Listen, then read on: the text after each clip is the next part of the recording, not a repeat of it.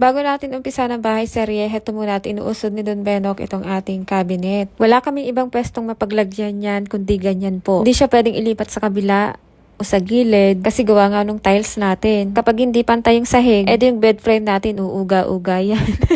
Saka na lang siguro kapag okay na yung sahig natin. At ayan tinuturo ko, yan nga pala yung dating pwesto ng ating cabinet, hindi na siya nausod nung nag-tiles. Kaya may awang po yan. Tapos ito naman na tinuturo ko, yan po yung nagdagdag sa space natin. Tapos dito sa side na to, dito rin po natin ipalalagay yung ating TV. At meron pa nga nakaawang dun, bahala na kung anong ilalagay ko dun. So ganito lang po pala kalaki yung ating kwarto. Mas malaki siya kaysa sa nauna nating kwarto. At dito naman pala sa may sala natin, ayan, napalitadahan na po nila yan. Ibang-iba talaga kapag precast yung ginagamit natin kasi wala pong ganyang kalat. Naubusan lang talaga pero sa susunod, hindi na tayo ulit gagamit ng hollow blocks. So dito, ito nga palang saksakan na, ikabit na to din ng Benok, nahugot lang kaya ginawa ulit. Hindi nga po namin nagamit yan nung isang gabi kasi nga hindi naman gumagana. So pagkatapos nga ito, dahil walang patatamaan na pamakuan, kaya naglagay na lang dyan si Don Benok ng tabla bago yung nilagay itong ating sabitan ng TV. Hindi kasi pwede to sa mga bata, mga kasambay kasi baka mamaya kami tulog na yung mga anak namin ay nanonood pa ng TV. Saka na lang kapag malalaki na sila. Ay parang nagiging display na lang din naman mga kasambahay kasi hindi rin naman namin to nagagamit. Ito nga pala ay mga bandang 3:30 na, nagpabili na nga po pala ako ng gypsum board para makapag double wall na nga po dun sa hallway doon sa taas. Bali 4 na piraso nga po pala yan, tapos nagpabili pa ng studs. Hindi ko alam kung saan nila gagamitin yun, basta bahala na sila, yun yung sabi nila.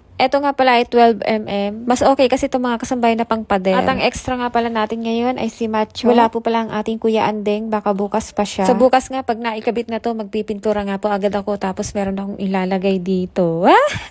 Planado na ang mga DIY natin mga kasambahay. Unti-unti na naman natin tong mapapaganda. Katulad nung dati na maliit lang yung ating bahay. So meron na din po palang nakaabang dito na pang kisame dito sa ating second floor. Ayan po, dapat sana ngayon yan gagawin kaso pinapalitadahan ko muna yung naglagyan ng hollow blocks para hindi naman pangit tingnan. Kaya yun muna yung inuna nila. Bukas ay gagawin na po yan. Tapos in love talaga ako dito sa ating halaman na to. Ang ganda. Tamang-tama lang siya dyan. Tapos ito na po yung ating kwarto. Pipinturahan na lang din po pala yan. Pati yung wire, aayusin na lang din. At syempre, isusunod natin dyan yung kisame. So ganito nga pala ang itsura ng ating kabahayan. Maluwag na talaga mga kasambahay. Hindi na magsisiksikan yung mga gamit natin. So ayan, binuksan ko yung ilaw para naman medyo maliwanag. Pangarap lang to ng kasambahay nyo pero ngayon heto na. Yung TV natin, hindi po yan dyan. Ililipat natin yan dito sa may baba ng hagdan. Hindi lang kasi namin makita yung stand kung nasan na. Baka gumawa na lang kami ng pinakapatungan niya. Tapos bibili na lang ng stand. Tapos dito naman po sa kinakainan natin, ayan, maluwag na rin. Naipasok na rin yung ref. Tapos sa likod ng kortina, may space pa po dyan para sa ating banyo. Nabuo na rin pala ni Don Benok itong ating lagayan ng laptop. Dito ko na nga rin pala siya inilagay sa ilalim ng hagdan. Tapos dito po sa tinuturo ko, dyan po natin ilalagay yung TV. Parang kitang-kita ko po kapag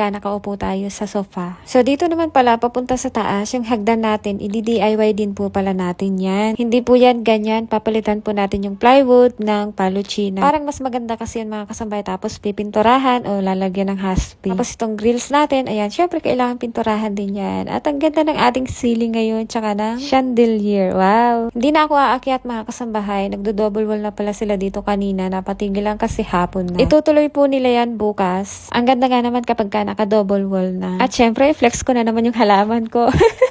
Marami pang gagawin mga kasambahay pero matatapos din yan kapag inunti-unti natin. So paano ba yan? Hanggang dito na lang. Bukas na lang ulit. Bye-bye!